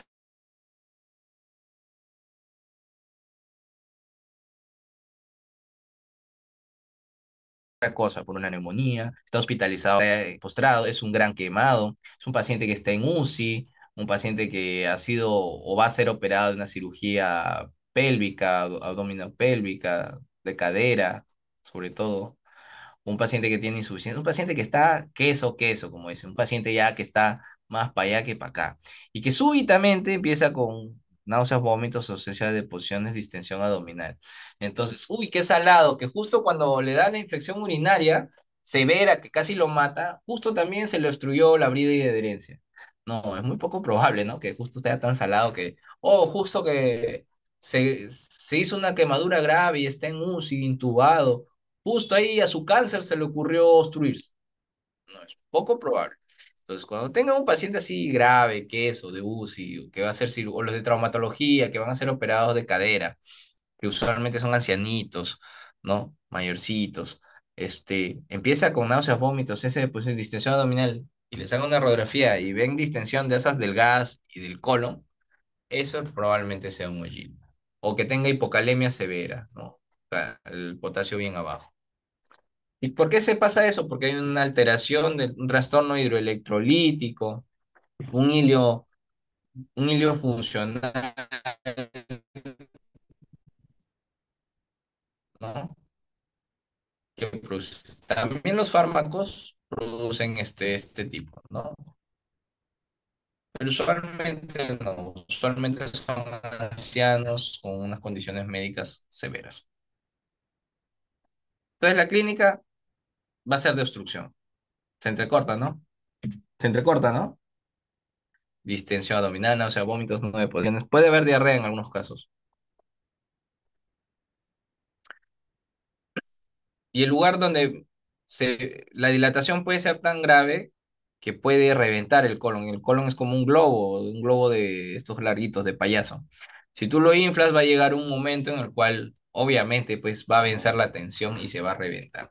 En el caso del colon, donde más se puede perforar es el ciego, ¿ya? El ciego es donde más se puede perforar. Recuerden que la presión se puede herniar más en sigmoides, pero donde se va a reventar es en el lugar de mayor dilatación por la ley de Laplace, y ese es el ciego. Un ciego de más de 12 centímetros ya es altamente probable de que se reviente. ¿Ok? Entonces estos pacientes usualmente ya deberían de entrar a sala de presión, no esperar a que se reviente.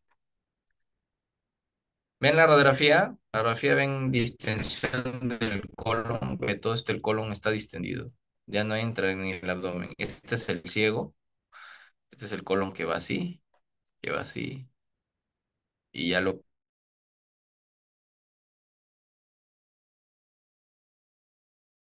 perdí por acá. Bueno, ya lo perdí.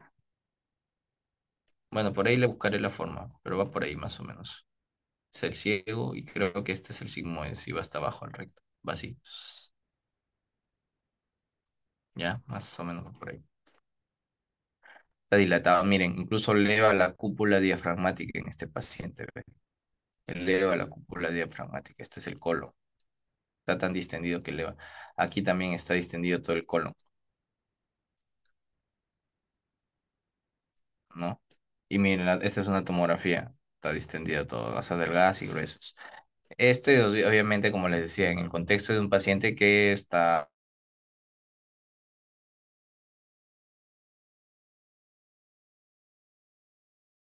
apósito, usualmente, la mayoría de casos. Hay que compensar la causa de base, es decir, lo que está causando, si hay trastorno hidroelectrolítico, hay que compensarlo, si hay una sepsis severa, hay que tratar la sepsis, etcétera. Y en el caso de que siga dilatándose y este tenga más de 2 centímetros, hay que hacer una colonoscopia descompresiva. Se puede meter la caña de la colonoscopia y desinflarlo por ahí. Si falla el tratamiento o ya está complicado, le pone más de 10 centímetros, no es más de 12, más de 10 centímetros y hay que entrar a la sala de operaciones. Hay varias opciones. Miren, acá mire todo el colon que se sale. Este colon es inmenso también, grandazo, como hilo, ¿no? Hay varias opciones. Pueden sacarle el colon derecho y anastomosarlo, pueden sacarle el colon derecho y hacer una iliostomía. Ostomía es boca, iliostomía es una boca de ilio. Y acá tienen que sacar también, abocar esta parte, no lo pueden cerrar esto. Se llama esto, lo de arriba, perdón, voy a borrar todo. Lo de acá arriba se llama fístula mucosa. No se llama colostomía porque por acá no hace deposiciones. La deposiciones lo hace por la iliostomía. Se deja así también como una colostomía hacia afuera. ¿Por qué? Porque si tú cierras esto se va a seguir inflando y se va a volver a reventar. Como si tú lo dejas abocado hacia afuera, ya no va a salir todo el aire. Pues sí, hemicolectomía derecha, ileostomía y fístula mucosa. O la otra opción es de que hagas una secostomía. Solo sacar el ciego para desinflar y se acabó. ¿Ok?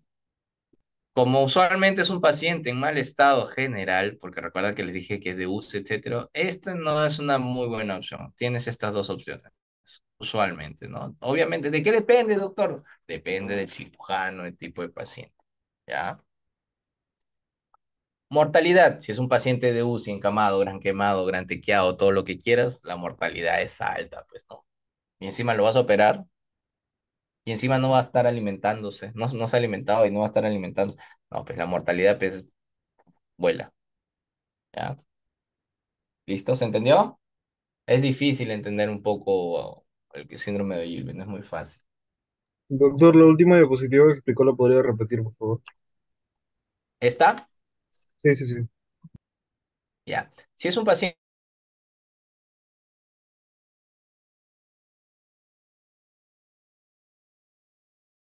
Se blanqueado, cortó quemado. todo, se cortó todo. Hola, ahora, Sí, ya. Les decía, si es un paciente anciano, está en UCI por una neumonía, obviamente que no es leve, severa, por eso está en UCI, y encima vas a operarlo, la mortalidad pues es altísima, pues, ¿no? Entonces, usualmente la mortalidad es alta en estos pacientes. Por lo tanto, hay que tratar de hacerlo lo menos cruento posible. Yo creo que lo menos cruento es una secostomía, ¿no? Seco es ciego, ostomía, ostomas es boca, pues, ¿no? Abocar el ciego. ¿Hasta aquí alguna pregunta? No, Perfecto. Van 3 temas, ¿ya? No es tan difícil. Es hacer memoria, pero no es tan difícil. Sigmoides, diverticulitis, dolor al cuadrante inferior izquierdo, rebote, laboratorio aumentado. ¿Qué haces? Tomografía. De acuerdo a la tomografía, tratamiento. Si no es complicado, si es, perdón, si es uno, un absceso menos de 5 centímetros, médico, antibiótico. Si es un absceso, drenaje. Y si es tema. Segundo tema, vólvulo. Viene un paciente con un cuadro obstructivo, radiografía, grano de café. ¿Es complicado o no complicado? No complicado, colonoscopía, sonda rectal y lo programas para cirugía en un par de días. Si está complicado, jalo. Síndrome de Gilbert, paciente grave que viene por otra cosa y justo empieza con un cuadro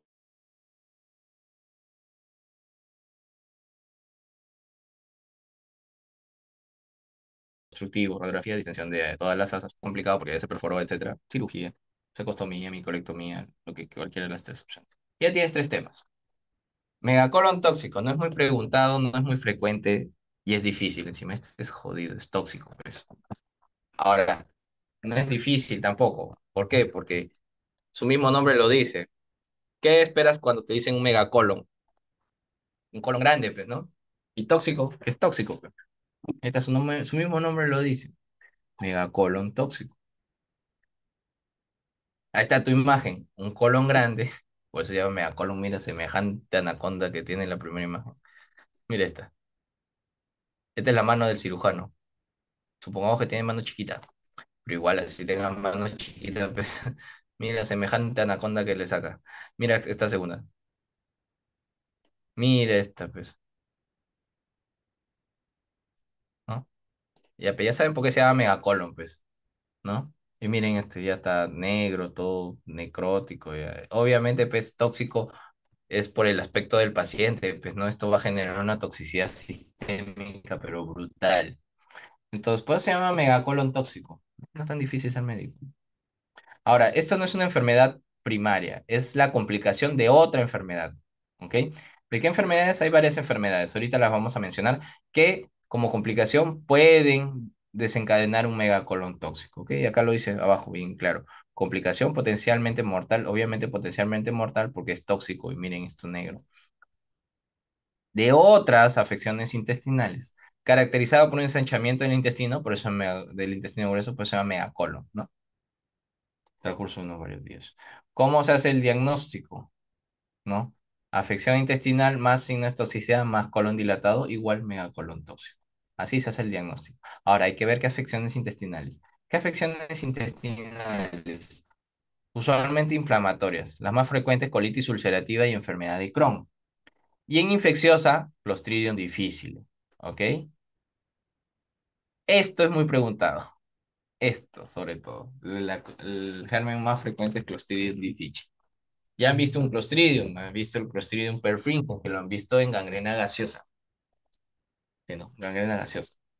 Ya han visto otro Clostridium, que en el tétanos, Clostridium tetanus. Lo han visto en la toxina botulínica, Clostridium botulinum. Y el otro Clostridium que tiene que saber el Clostridium difficile, que es para megacolon tóxico. Y en inflamatorias, usualmente es colitis ulcerativa y enfermedad de Crohn. Usualmente son estas afecciones las que suelen ser. ¿Ok?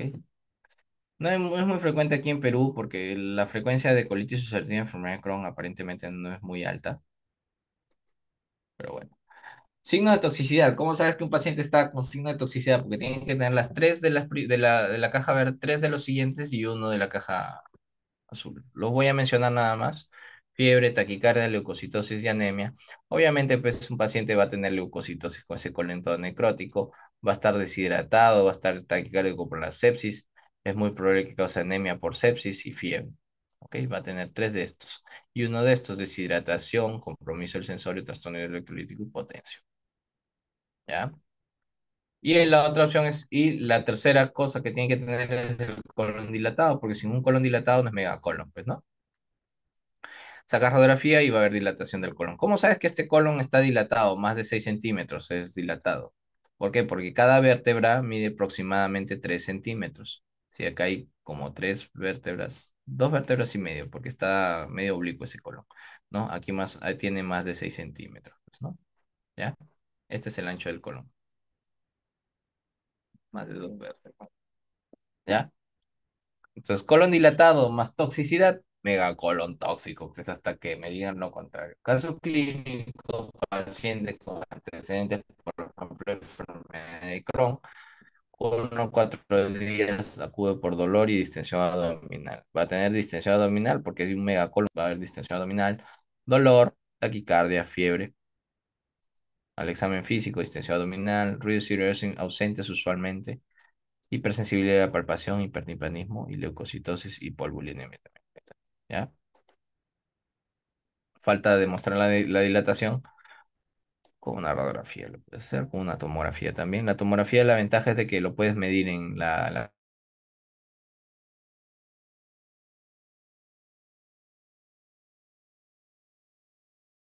computadora. Reposo gástrico, NPO, descompresión, hidratación, antibiótico.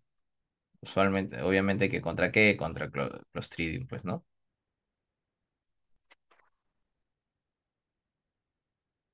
Repito, porque se corta un poco, creo. Antibiótico de amplio espectro que tiene que cubrir cosas. Clostridium, pues anaerobios. ¿Ok? Y hacer coprocultivo, ¿no? Y sacar también contra la toxina que difícil que es, para el Clostridium difícil que es lo más frecuente. Es tratamiento médico. Nosotros los cirujanos no pintamos acá. Usualmente pinta el intensivista. Nosotros entramos cuando hay complicaciones de esto, cuando ya hay perforación, hemorragia o hay dilatación progresiva que no se resuelve con sondas ni con colonoscopia. ¿Ya? Nosotros entramos solo cuando hay complicación, si no es chamba del intensivista y internista. ¿Cómo demuestra la perforación? Neumoperitoneo, pues hemorragia, va a tener rectorragia. Dilatación progresiva que no se resuelve a pesar del tratamiento médico.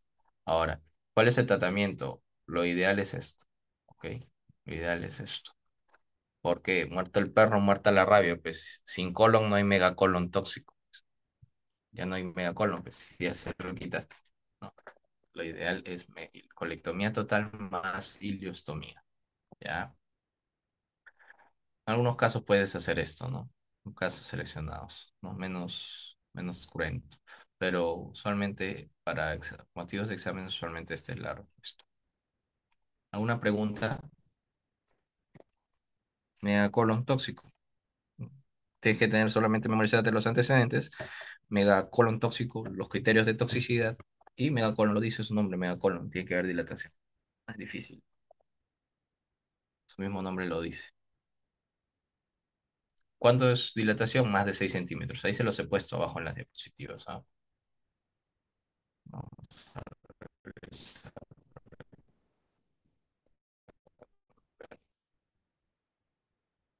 Ya se los he puesto. Grandazo se los he puesto ya. Hasta más de 6 centímetros. Ya, para 6 centímetros. Bueno, sigamos. Colitis ulcerativa. ¿Alguna pregunta antes de?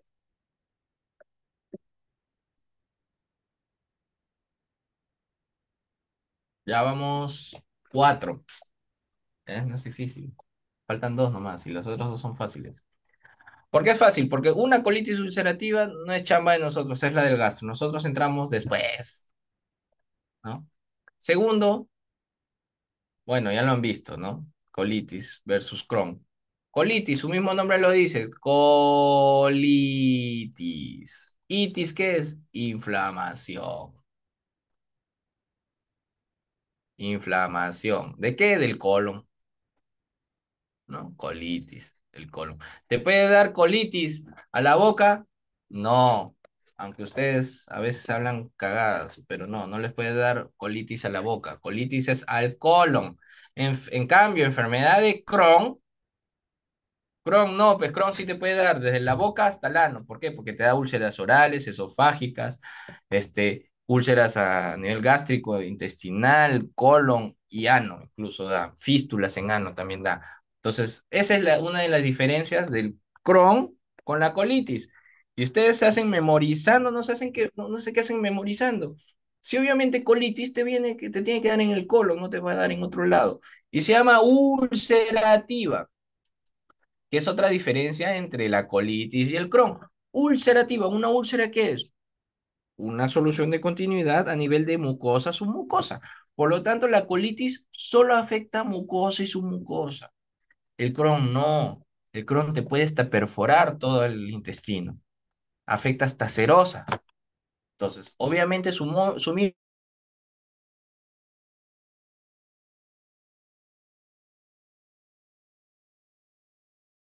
no sé qué tanto se memorizando sus criterios y su mismo nombre lo dice.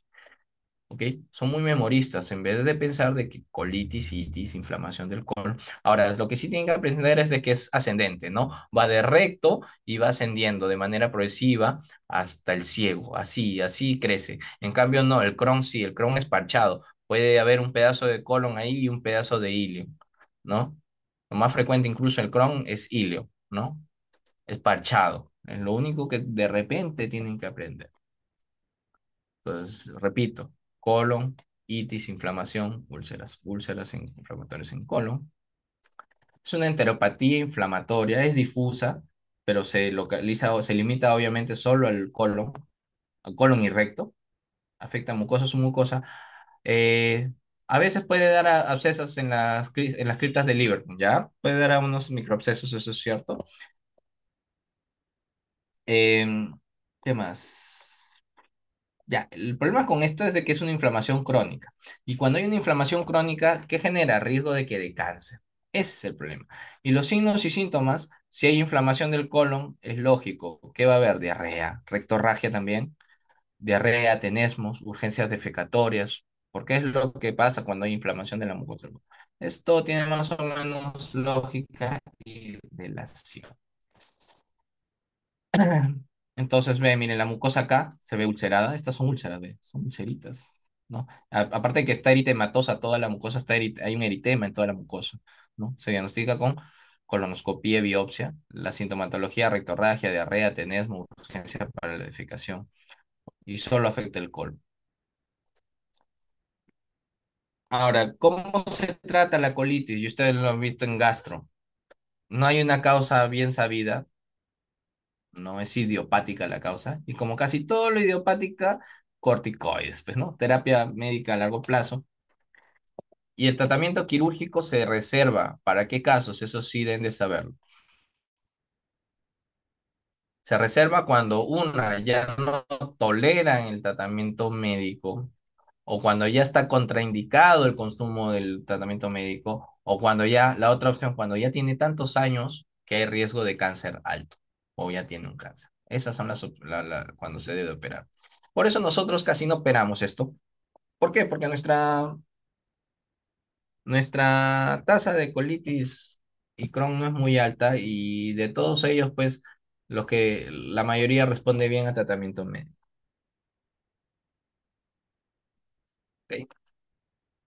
Hay que evaluar un riesgo-beneficio. Si el riesgo es más que el beneficio, hay que operarlo, ¿no? Sobre todo, ¿por qué? Por riesgo al cáncer.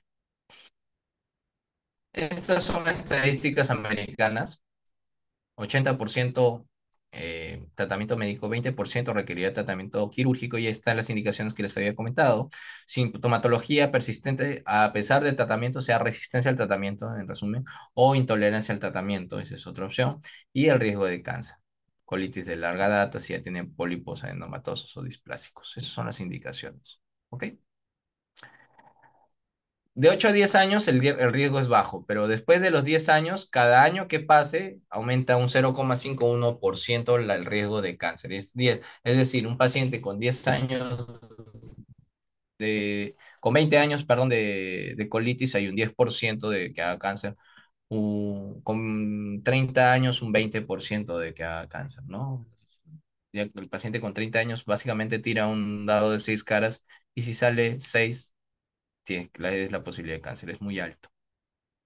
Por eso hay que operarlo. Y en el caso de que ya tenga pólipos, porque si la inflamación crónica predispone a que haga pólipos, hay pseudopólipos y pólipos. El problema son con los pólipos que causan displasia de alto grado. Los displasias de alto grado tienen 80% de, este, perdón, los pólipos de alto grado, los medios tienen 40% de ser cáncer. Entonces también debe hacer colectomía en estos casos. ¿Ya? ¿Y cuál es el tratamiento con la colitis ulcerativa? De nuevo, muerto el perro, muerte la rabia. Si ya no tienes colon, ya no te da colitis, pues. Tratamiento, colectoprocto, colectomía total, porque recuerden que empieza desde el recto hacia arriba. Recto, empieza de manera ordenada y va inflamando de manera retrógrada. Entonces, lo que hay que hacer es una proctocolectomía total, sacarle todo. Y el problema es de sacarle todo es cómo hace la reconstrucción. Aquí es una opción que es proctocolectomía con anastomosis en bolsa ilional. Le haces con el hilio, le haces una bolsa rectal, simula una bolsa rectal, ¿no? El problema de hacer esto es de que recuerden que la función del colon, ¿cuál es? Absorber líquidos, ¿ok? Y usualmente estos pacientes hay que darle loperamida que enlentece la tránsito intestinal y a veces hacen diarrea. La diarrea, como es alcalina, irrita mucho la región anal.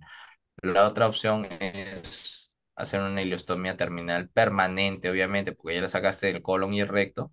Abajo ya dejas potito de muñeca, coses, clausuras abajo. La otra opción es que le dejes un pequeño pause rectal, pero recuerda pues de que esto también se inflama y recuerda que esto también es riesgo de que haga cáncer. Este paciente del en medio lo tienes que vigilar frecuentemente con endoscopías periódicas. ¿Por qué? Porque esta parte puede hacer cáncer. ¿ya? En cambio, si tú le quitas todo, pues ya les dije, ¿no? Si ya no tienes cáncer de colon, ya no tienes colon, ya no te va a dar cáncer de colon, pues, ¿ya? ¿Está acá alguna pregunta?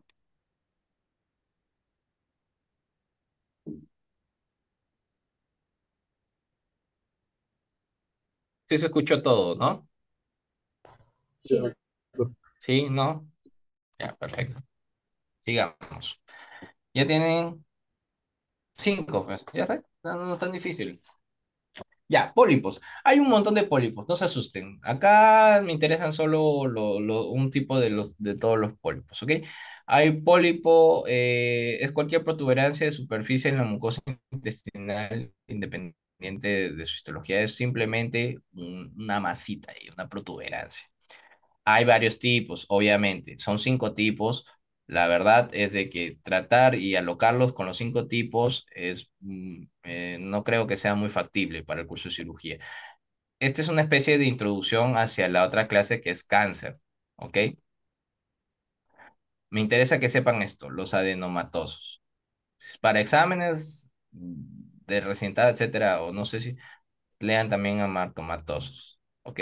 Porque acá hay enfermedades tipo Krieger-Narr, Proust-Jäger, Cronquite-Cana, que de repente les suena, por ahí alguna vez he escuchado síndrome de Cronquite-Cana, de Krieger-Narr, etcétera. No, estos son los pólipos amartomatosos, ¿ok? Pero en aras de que son varios temas y es cirugía, me importa que vean estos temas, el tema, los adenomatosos. ¿Por qué? Porque los que son más potencialmente de origen, den origen a un cáncer son estos, los adenomatosos, ¿ok? Entonces vamos a los adenomatosos. 2/3 de los pólipos del colon son adenomatosos, es decir, de 100 pacientes que tienen pólipos en el colon, más o menos unos 70, 80 son de tipo adenomatosos, ¿ya?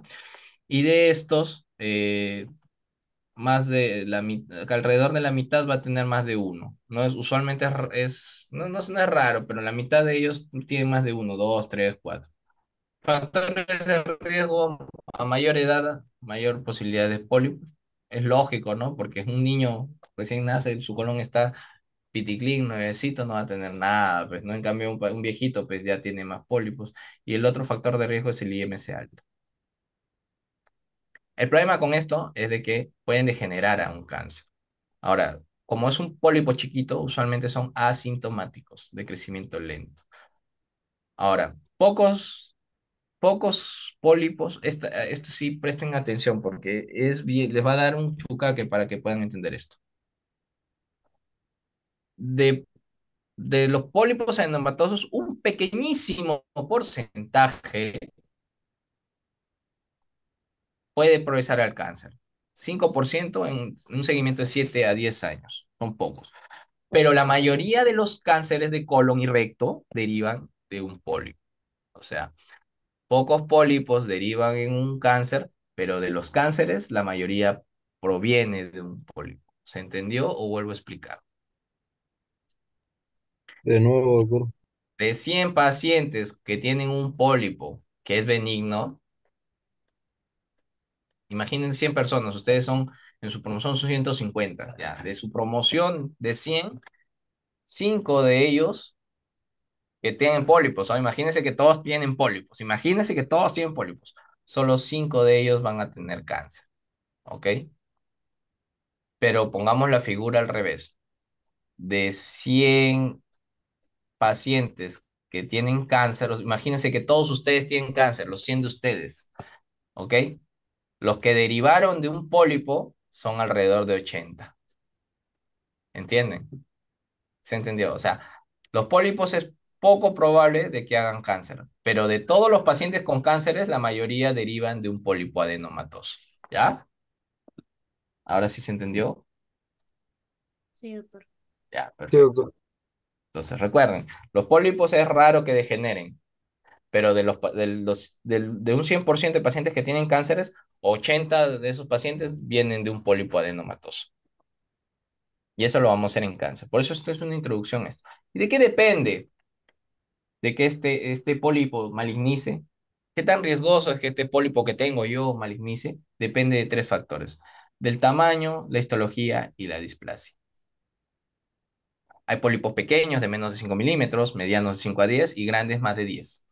Si es grande, más de 10 milímetros, hay un 20 a 30% de probabilidades de que eso se haga cáncer. Acuérdense, acá lo van a... Ya, más de 10 centímetros, más de 10 milímetros, perdón. El tipo histológico, hay tres tipos histológicos: tubular, túbulo velloso y velloso. Si es velloso, miren, 40%.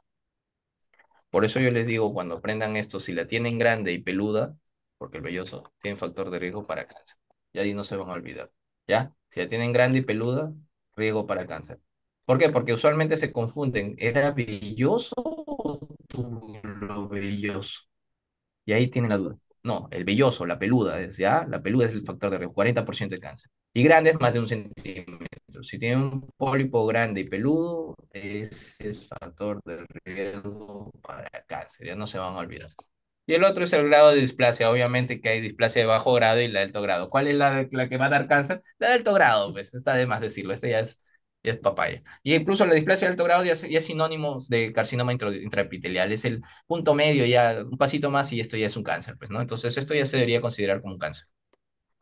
Repito, esto ya se debería considerar como un cáncer. ¿Ya? Listo. ¿Una pregunta? No está difícil, ¿cierto? Solo que es bastante.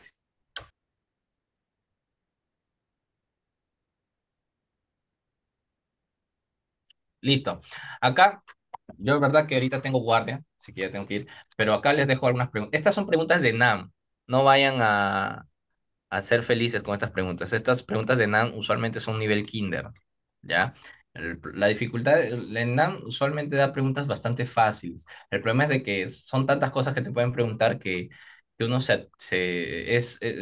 hace difícil, pero si se dan cuenta son preguntas fáciles. Acá les voy a dejar las diapositivas. ¿Ya? Y leen las preguntas. Se van a dar cuenta de que son preguntas chivitas, que así no se confíen, así no les van a preguntar acá en cirugía, ¿ok? Miren, acá les pone incluso grano de café. Grano de café, este es un vólvulo. ¿Cuál es el tratamiento previo de decisión quirúrgica? Este, acá te está dando un vólvulo no complicado y la respuesta es de torsión endoscópica. Y son preguntas fáciles en realidad. Se van a dar cuenta cuando las vean, ¿ya? Pues siempre te ponen grano de café. Grano de café, vólvulo. Lo que te van a preguntar siempre es el manejo. ¿Cuál es la coligación más común de los divertículos del colon? ENAN del 2015, lado B. Sigmoides, pues. Así de fácil son las preguntas del ENAN. Repito, en el examen de cirugía no creo que les pregunten tan fácil. Yo no hago el examen, pero repito, no creo que les sean tan fáciles. ¿Ah?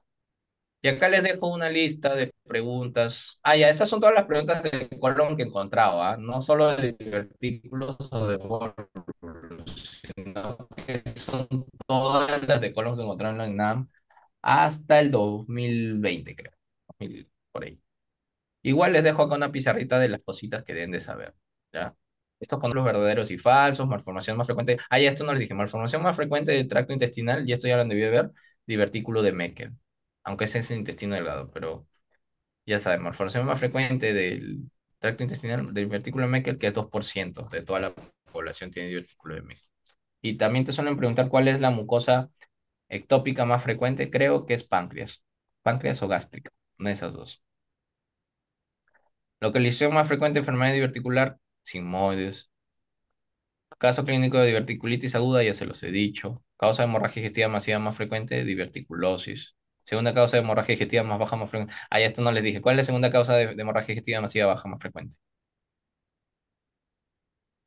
Aunque esa es clase de gastro, porque es hemorragia digestiva. La segunda causa es malformación arteriovenosa, o angiodisplasias. ¿Ok? Usualmente es en el colon derecho. Órgano que más se fistuliza la enfermedad diverticular, y elige vejiga. ¿Con qué se realiza el diagnóstico de diverticulitis aguda? Tomografía. Clasificación de Hinche y tratamiento de diverticulitis aguda. Operación de Harman. Causa más frecuente de obstrucción intestinal de asa delgada y colon. También ya han tenido una clase de obstrucción o la van a tener. Caso clínico, vólvulo sigmoides, radiografía de grano café omega.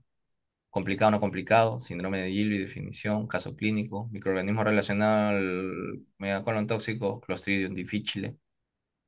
Tratamiento del megacolon tóxico, ¿en qué casos es quirúrgico? Colitis, tratamiento de colitis ulcerativa, pólipo de colon más frecuente. Los más frecuentes son los que hemos visto, pues obviamente, adenomatosos, factor contribuyente a que el adenoma malignice si la tienes grande y peluda y con displasia de alto grado. Listo. Si saben eso, están preparados para el ENAM y para el recientado, el examen de recientado. Y para el de salud. No están preparados para el de cirugía general, porque ahí sí les van a preguntar cualquier cosa de las diapositivas, pero ya están las diapositivas, pues. No les van a tomar cosas que no les hemos enseñado. Eso sí, tengan por seguro. ¿Listo? ¿Algún aporte? ¿Alguna pregunta? ¿Algo más? No es tan difícil, pero son 6 enfermedades, que si le suman a los otros temas que también son múltiples, ahí está la dificultad. Entonces, mi recomendación es, oigan, estudien ahorita, vayan, cenen, descansen un rato y estudien.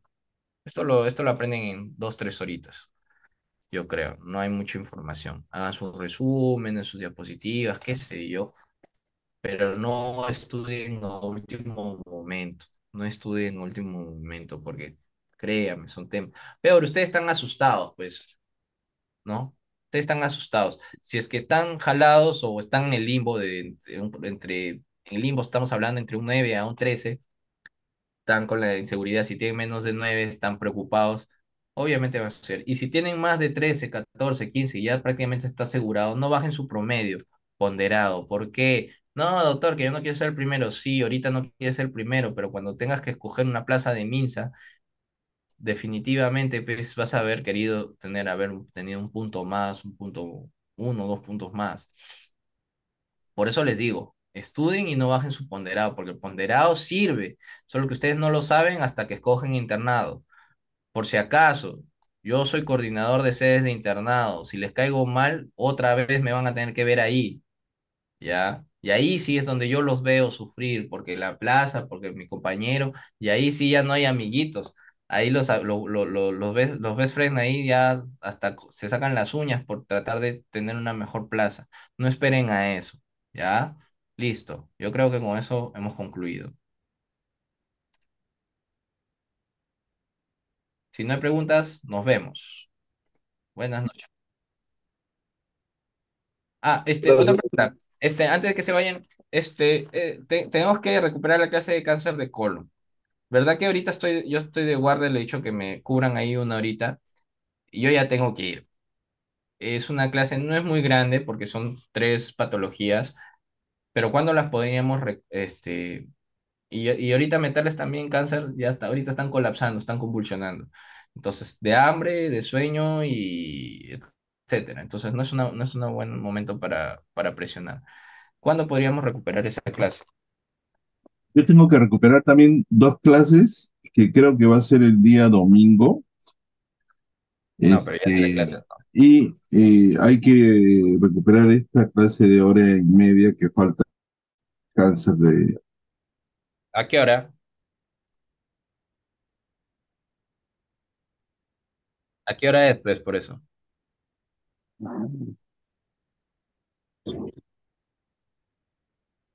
Ahorita, pues, que me digan, ¿cuál es el último horario de toque?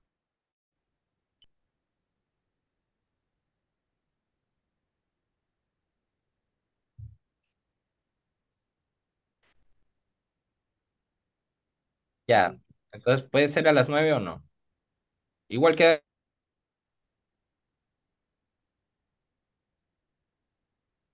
a las 9 empiezo. No, 9:30. 9:30. Ya, ok, 9:30. Lo voy a anotar acá. ¿Está bien? Mañana 9. y no se olviden lo que hablamos, Ingrid, en relación al documento que hay que firmar. Yo les confirmo, ¿ya?